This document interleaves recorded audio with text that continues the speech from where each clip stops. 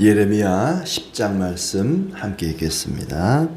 이스라엘 집이여, 여호와께서 너희에게 이르시는 말씀을 들을지어다. 여호와께서 이와 같이 말씀하시되, 여러 나라의 길을 배우지 말라. 이방 사람들은 하늘의 징조를 두려워하거니와 너희는 그것을 두려워하지 말라. 여러 나라의 풍습은 헛된 것이니 삼림에서 벤 나무요 기술공의 두 손이 도끼로 만든 것이라. 그들이 은과 금으로 그것에 꾸미고 못과 장도리로 그것을 든든히 하여 흔들리지 않게 하나니, 그것이 둥근 기둥 같아서 말도 못하며 걸어다니지도 못하므로 사람이 메어야 하느니라. 그것이 그들에게 화를 주거나 복을 주지 못하나니 너희는 두려워하지 말라 하셨느니라.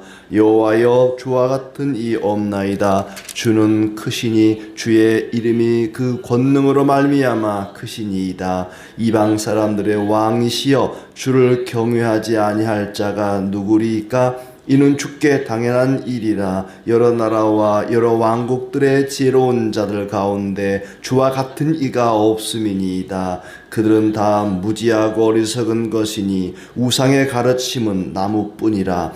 다시스에서 가져온 은박과 우바스에서 가져온 금으로 꾸미되 기술공과 은장색의 손으로 만들었고 청색 자색 옷을 입었나니 이는 정교한 솜씨로 만든 것이거니와 오직 여호와는 참 하나님이시요 살아계신 하나님이시요 영원한 왕이시라. 그 진노하심에 땅이 진동하며 그 분노하심을 이방이 능히 당하지 못하느니라. 너희는 이같이 그들에게 이르기를, 천지를 짓지 아니한 신들은 땅 위에서 이 하늘 아래에서 망하리라 하라.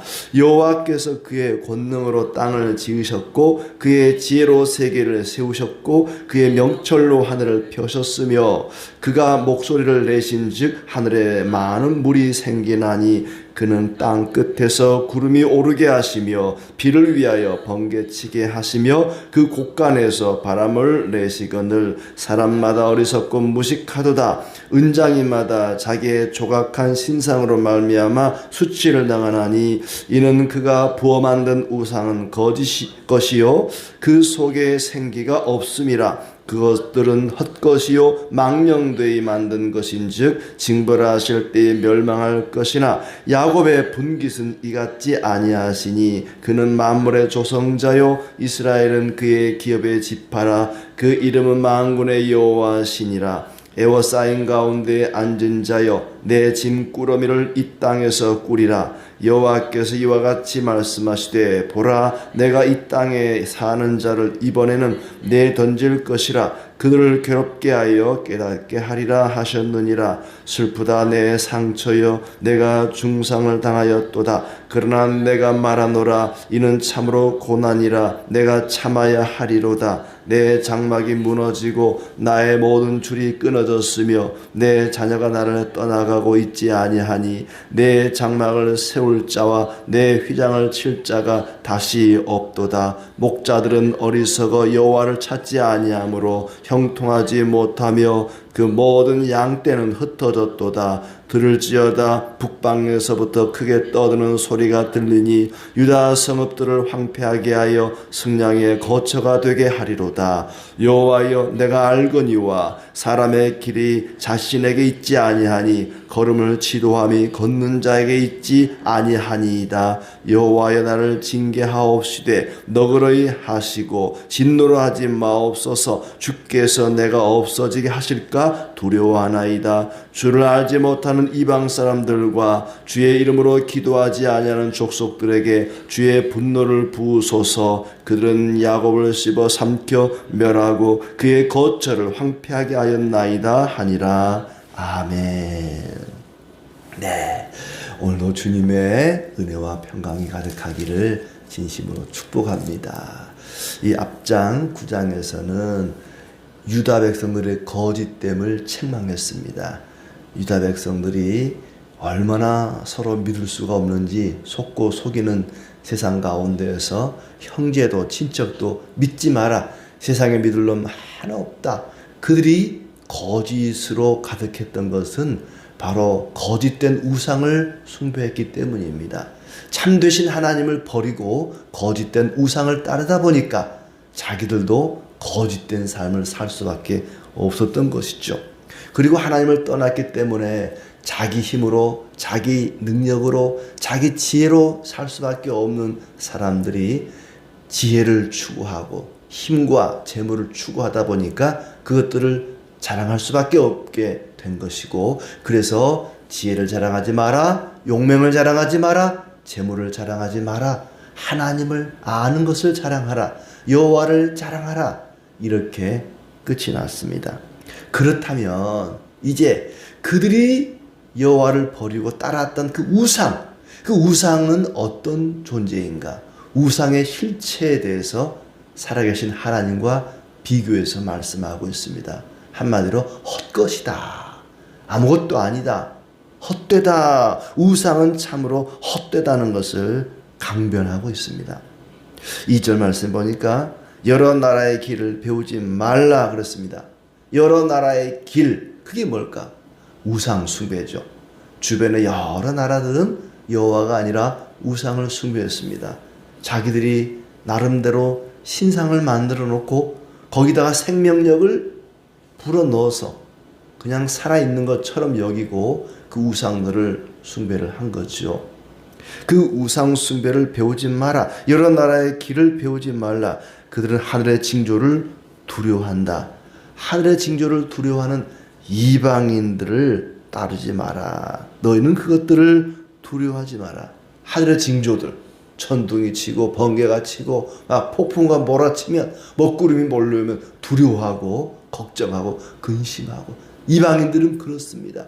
그래서 그 폭풍우를 막아줄, 번개와 천둥을 막아줄 어떤 신을 만들어 놓고 그 앞에 경배를 하는데, 그것들은 다 헛것이고 그것들은 다 쓸데없는 일이다.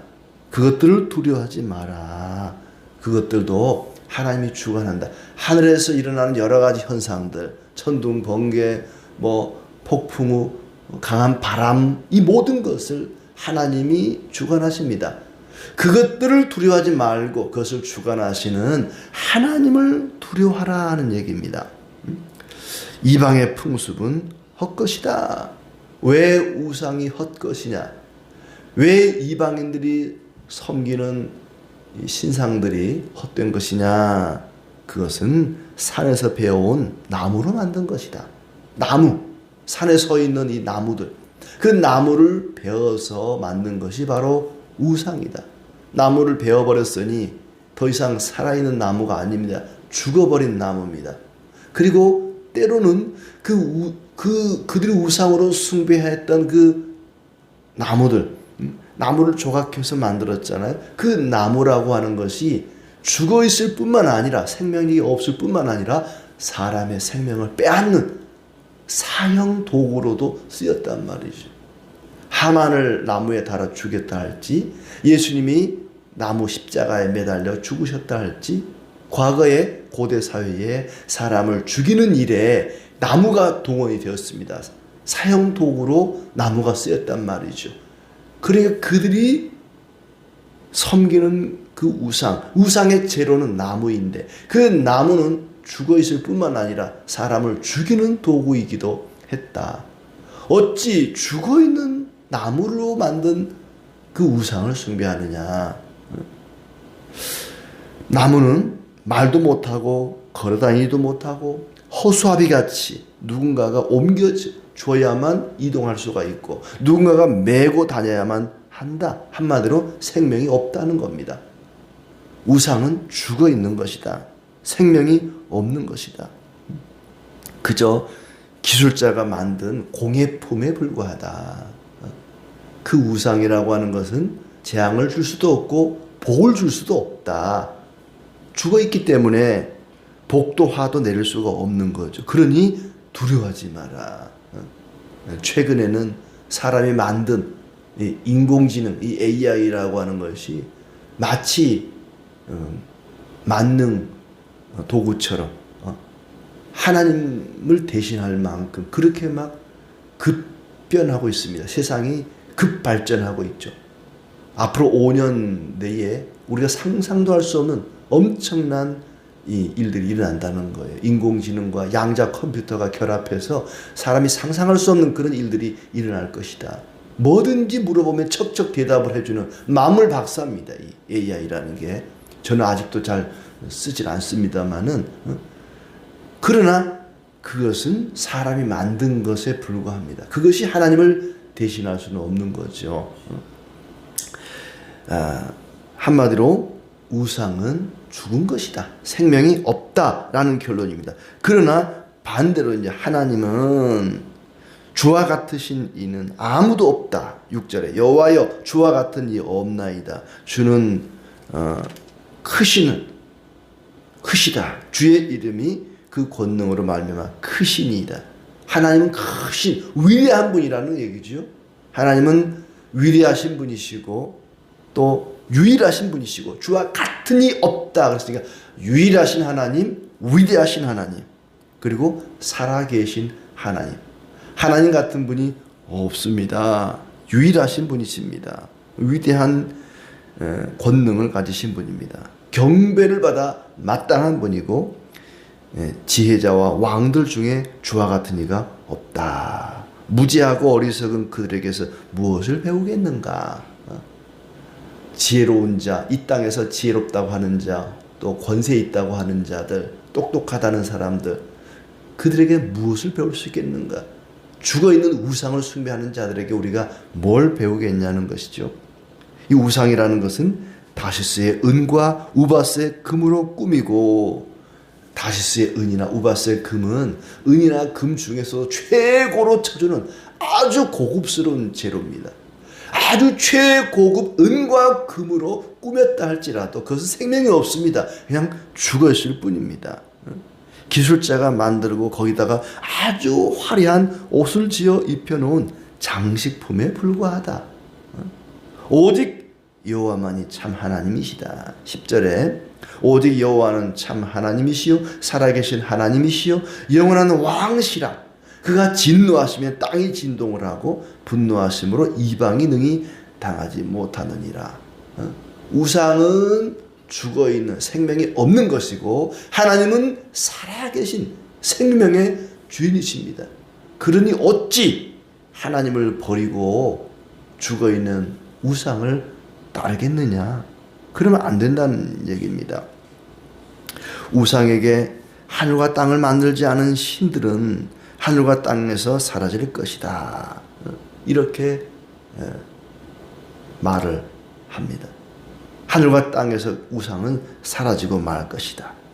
하나님께서 권능으로 땅을 지으셨고 지혜로 세계를 세우셨고 명철로 하늘을 펴셨고 목소리로 하늘에 많은 물을 생기게 하셨다. 하나님의 권능을 선포하고 있습니다. 그러니까 그들이 버렸던 하나님, 그들이 따랐던 우상, 이 하나님과 우상을 비교하는데 비교하는 것 자체가 하나님께 모욕이죠. 어찌 살아계신 하나님께 죽어있는 나무로 만든 사람이 만든 장식품에 불과한 우상을 갖다가 비교를 할 수 있겠습니까? 그런데도 유다 백성들은 하나님을 따르지 않고 우상을 따름으로 거짓된 삶을 살고 자기가 가진 것들을 자랑하는 어리석은 길을 갔다고는 얘기입니다. 하나님께서는 그 권능으로 말씀으로 능력으로 구름과 또 번개와 바람을 내시는 분입니다. 하늘의 어떤 징조를 보고 두려워하지 말라. 그것들을 내신, 그것들을 만드신 하나님을 두려워하라는 얘기죠. 거짓되고 생애가 없는 우상을 섬기는 사람은 어리석고 무식하다. 그것들은 허황된 조롱거리에 불과해서 징벌할 때에 멸망을 당하고 말 것이다. 16절에 그러나 그것들과는 비교할 수 없는 하나님은 야곱의 분깃이다. 유다 백성들에게 유산과 같은 분이다. 하나님은 이같지 아니하시니 우상과 같지 아니하시니 그는 만물의 창조주, 만물의 조성자요. 그의 기업에 이스라엘을 그의 기업의 지파로 삼으신 만군의 여호와이십니다. 그러면서 17절부터는 백성들의 탄식이 나옵니다. 짐을 꾸려라. 나라가 망하게 되었다. 이건 아마 거의 예루살렘이 망할 무렵의 그 상황을 지금 묘사한다고 보여집니다. 이제 에워싸였으니 예루살렘이 적들의 포위를 당했으니 도망가기 위해서 짐을 꾸려라. 내가 이 땅에 사는 자를 내던지고 괴롭게 하여 깨닫게 하리라. 내던져서 괴롭게 해서 결국에 깨닫게 하려고 하는 겁니다. 하나님이 바벨론을 통해서 유다를 징계하는 것은 그들이 그 고난을 통해서 깨닫는 것입니다. 아하, 우상은 아무것도 아니구나. 생명이 없는 것이구나. 하나님만이 참되신 살아계신 위대하신 권능의 만군의 여호와이시구나 하는 것을 깨닫게 하려고 지금 이렇게 한다는 것입니다. 상처가 심하게 중상을 입어서 참으로 슬프다. 더 이상 이 상처가 낫지 않겠구나. 장막이 무너졌는데 자녀들이 모두 떠나서 장막을 다시 세울 사람도 없다. 목자들이 여호와를 찾지 않아 형통하지 못하며 양떼는 흩어졌다. 이 지도자들의 책임을 묻고 있습니다. 이 제사장이나 선지자나 이 나라의 지도자들이 백성들을 제대로 이끌지 못하고 무엇보다 하나님을 찾지 않음으로써 하나님을 떠나고 우상을 따름으로써 이런 일이 일어나게 된 것이다. 그러면서 23절에 사람의 길이 자신에게 있지 아니하니 걸음을 지도함이 걷는 자에게 있지 아니하니라. 아주 우리에게 필요한 말씀. 걸음이 사람이 그 걷는 인생의 길이 자신에게 있는 것이 아니라 걸음을 지도하는 자에게, 걸음을 이끄시는 분에게 우리 인생이 달려. 사람의 운명이라는 것은 자신에게 달린 것이 아니라 하나님께 달려 있다는 얘기를 하고 있습니다. 하나님께서 자신들을 징계하시되 진노로 하지 마시고 너그럽게 기왕에 진노하실 것, 징계하실 것 좀 너그럽게 좀 봐주십시오 라고 애원하고 있습니다. 그러면서 주님을 모르는 이방인들에게 진노를 부으소서라고 이야기하죠. 우상은 아무것도 아니다. 살아계신 여호와만이 참되신 하나님이시다. 하나님만이 영원하시고 권능이 있으시다. 그런데 어찌하여 하나님을 떠나 생명이 없는 우상을 따르느냐? 우상을 따르는 자는 생명이 없는 그 죽어있는 우상을 쫓는 자는 생명을 얻을 수가 없다. 우상과 하나님을 비교하고 있습니다. 비교 자체가 사실은 옳지 않은 일이지만 그럼에도 그들이 하나님을 버리고 우상을 따르니까 한번 비교를 해보라는 거지요. 다시 10절을 보시면 오직 여호와는 참 하나님이시요 살아계신 하나님이시요 영원한 왕이시다. 우상과 하나님, 생명이 있느냐 없느냐의 차이입니다. 그렇게 극명하게 갈리는데도 불구하고 하나님만이 참되신 왕이심이 분명한데도 불구하고 유다 백성들은 하나님을 따르는 것이 아니라 우상을 따랐단 말입니다. 우리가 볼 때는 참으로 안타까운 일이지만 그 유다 백성들이 그냥 주사위 굴리듯이 둘 중에 어느 하나가 손바닥에 침 뱉어가지고 탁 쳐가지고 오른쪽으로 갈까 왼쪽으로 갈까 하는 것처럼 그렇게 결정한 게 아닙니다. 우리가 우상을 섬길까 하나님 섬길 것일까 대충 그렇게 정한 게 아니에요. 그들도 나름대로 계획하고 준비하고 연구한 끝에 아하, 여호와가 아니라 우상을 따르자. 그렇게 해서 우상을 따른 것입니다. 그들이 철저하게 연구하고 계획해서 따르는 거예요.